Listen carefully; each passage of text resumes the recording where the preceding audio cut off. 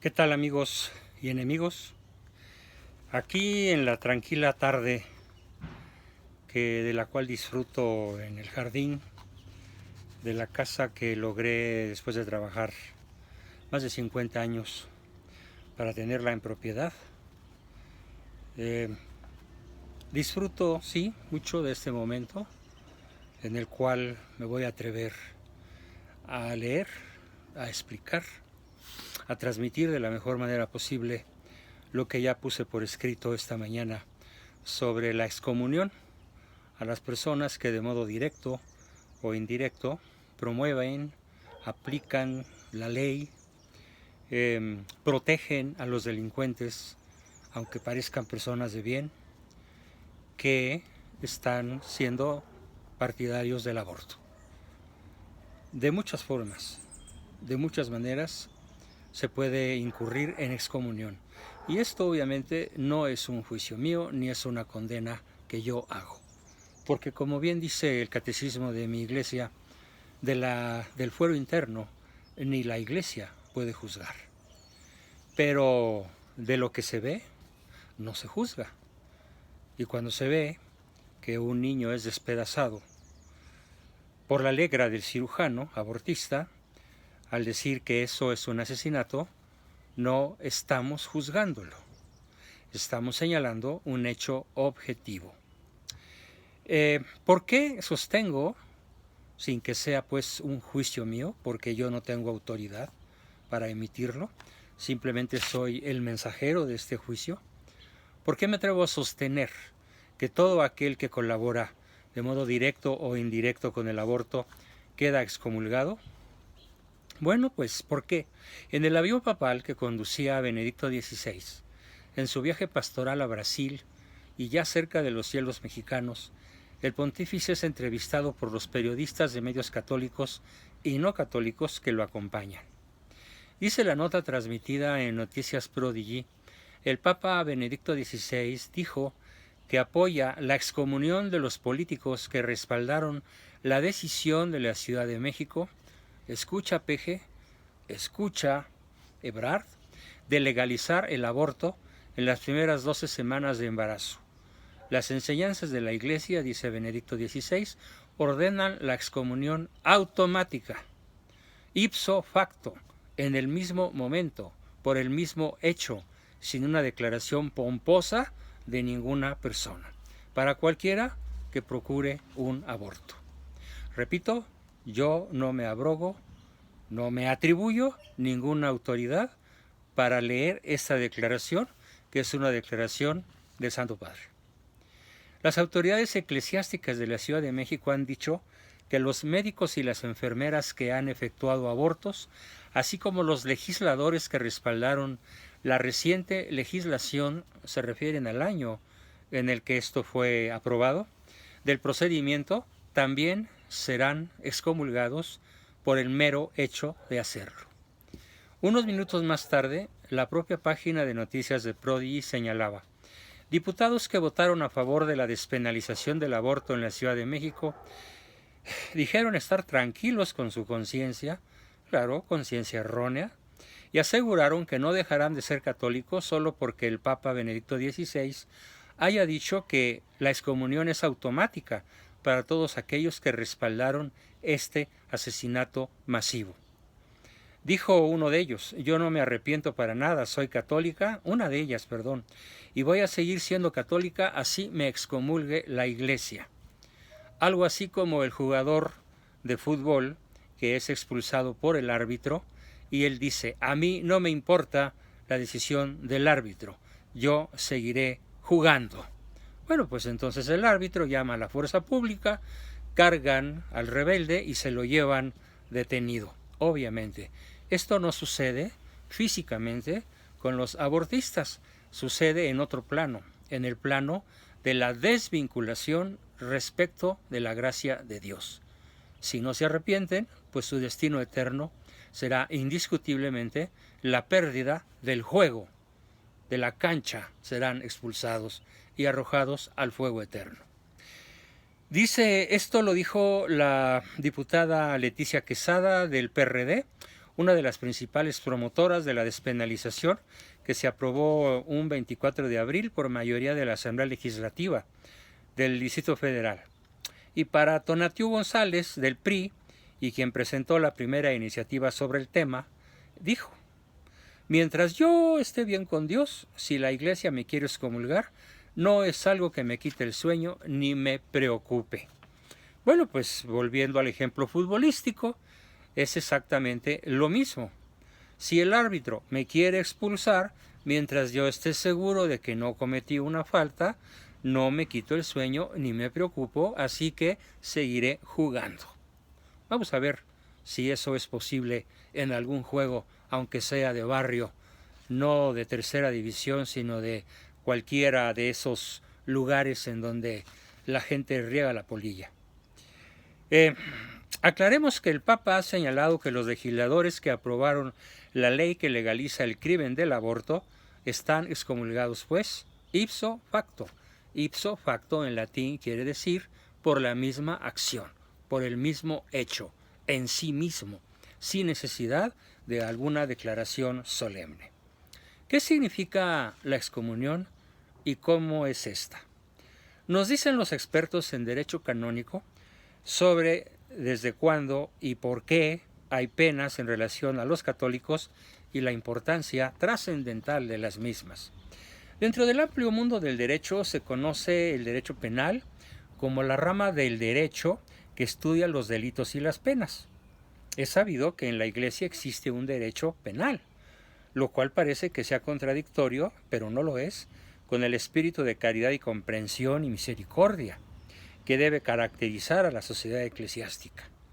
Parece, por lo tanto, legítimo preguntarse por el sentido del derecho penal en la Iglesia, y más aún, la razón por la que la Iglesia tiene potestad de imponer penas que pueden llegar nada menos que a la expulsión de su seno del delincuente, pues básicamente en eso consiste la pena de excomunión. Finalidad vindicativa o retributiva, no preventiva. La pena tiene un sentido de devolver al delincuente, al menos parcialmente, el mal que ha causado a la sociedad. Finalidad de prevención general. La pena tiene como finalidad la prevención de la comisión de más delitos, pues funciona como advertencia ante la sociedad.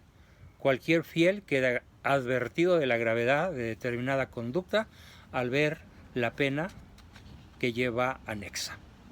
Se puede decir que desde los tiempos apostólicos, hace casi 2000 años, la Iglesia ha ejercido potestad penal.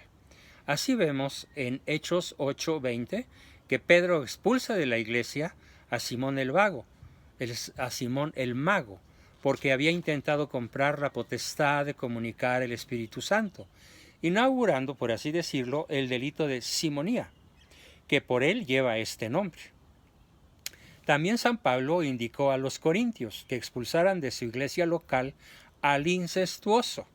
Corintios 5:13. Afortunadamente el delincuente se enmendó y volvió a la iglesia. También excomulgó a Himeneo y a Alejandro para que aprendan a no blasfemar. Timoteo 1:20. Pero ni San Pedro ni San Pablo actuaban por iniciativa propia.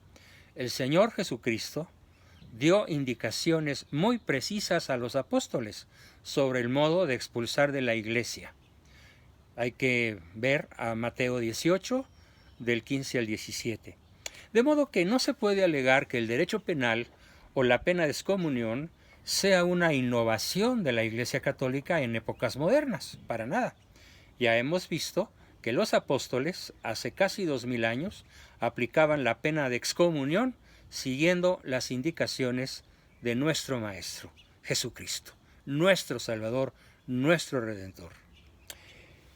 En relación estrictamente a la excomunión, se señala, según el canon 1314, que las penas generalmente son ferende sententiae, de modo que sólo obliga al reo desde que le ha sido impuesta, pero es late sententiae, de modo que incurre ipso facto en ella quien comete el delito, cuando la ley o el precepto lo establece así expresamente.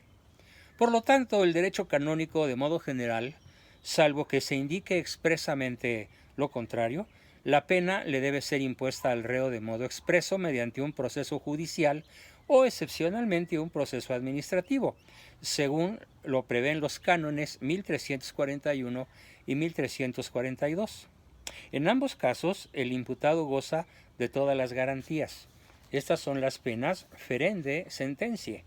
Pero, y aquí viene lo más interesante, en algunos casos el reo incurre en la pena late sententiae, es decir, automáticamente, por el hecho de cometer el delito.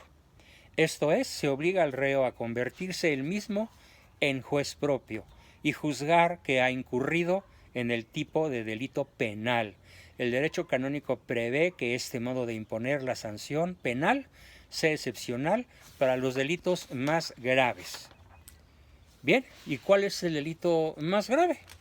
Bueno, pues todos sabemos que el delito más grave en el derecho penal común y corriente, pues es el asesinato cometido con premeditación, alevosía y ventaja. Por lo tanto, el caso del delito canónico del aborto, el canon 1398, castiga con excomunión late sententiae, es decir, ipso facto, a quienes procuren el aborto si éste se produce.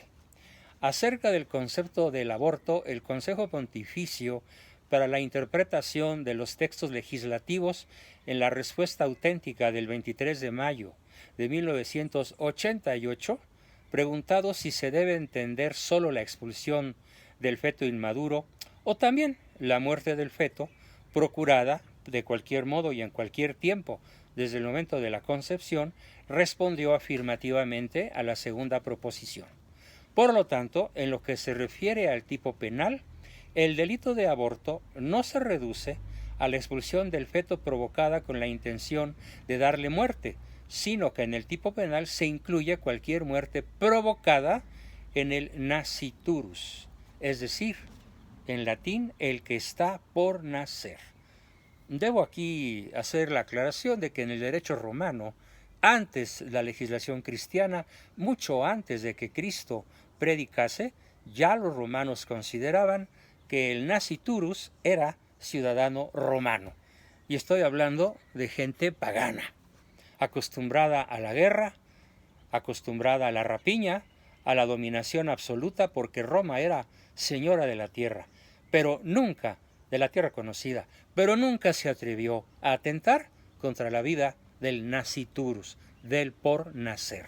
En cambio, aquí en México, cualquier diputadillo de barriada, cualquier naco del intelecto, se atreve a legislar quitado de la pena de modo absoluto y dice que mientras él esté con Dios en paz, así la iglesia diga misa o diga lo que diga, él no se sale del terreno de juego, es decir, él no se da por expulsado de la iglesia, aunque de hecho en esos momentos que apoye, promueva, legisle a favor del aborto, queda absolutamente excomulgado en tanto no manifieste públicamente su rectificación y su arrepentimiento.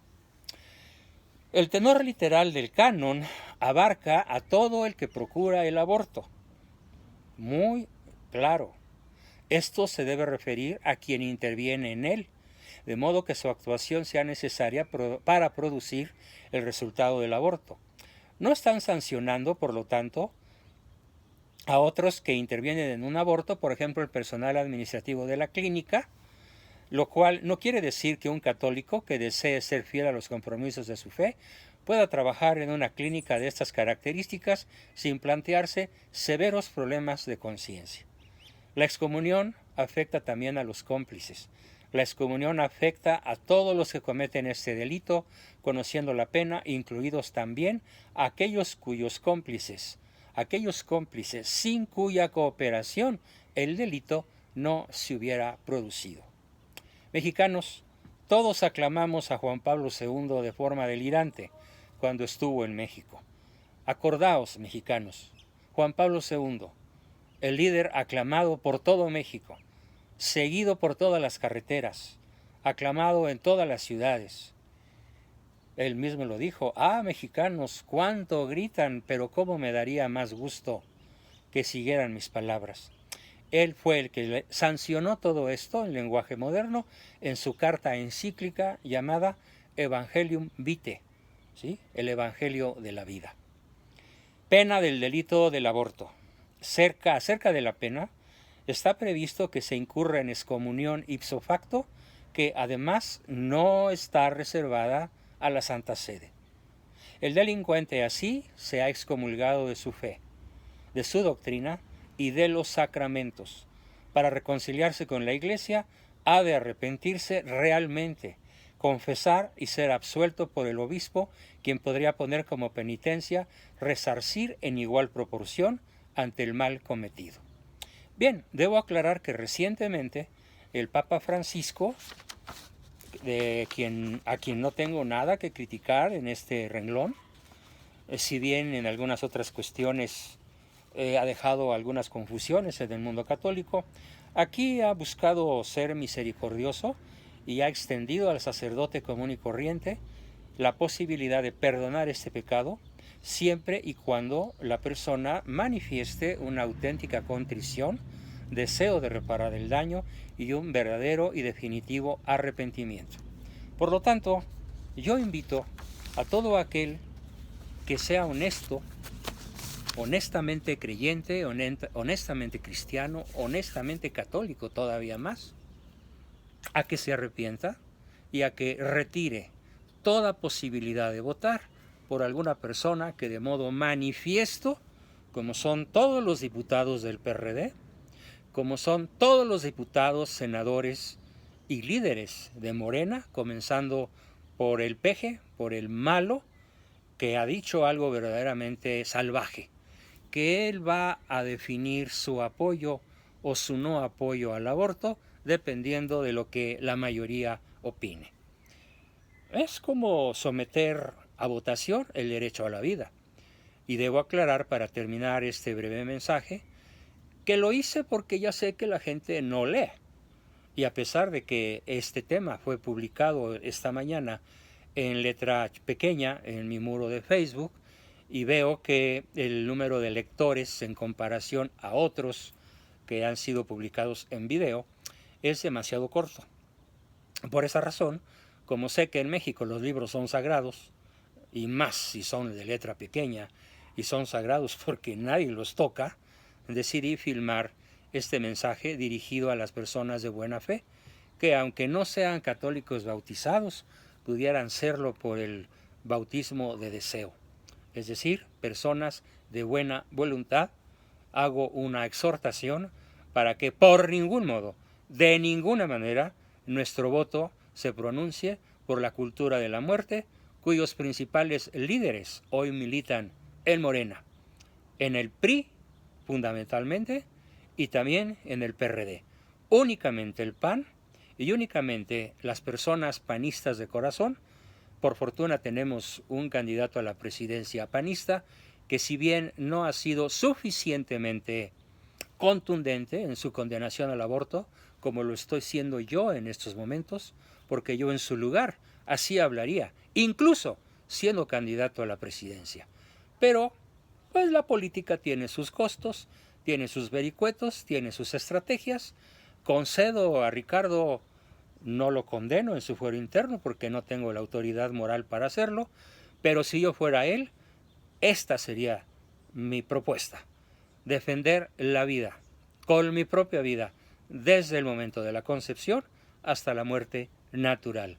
¿Por qué? Porque yo sí tengo madre, y porque le doy gracias a mi madre y a mi padre de haberme deseado profundamente, igual que a mis 11 hermanos, e igual yo a mis 9 hijos, e igual todos mis hijos a mis 22 nietos. Solo la vida se abre paso en medio de las dificultades que los asesinos profesionales hoy nos ofrecen desde las cúpulas del poder. ¡Viva México!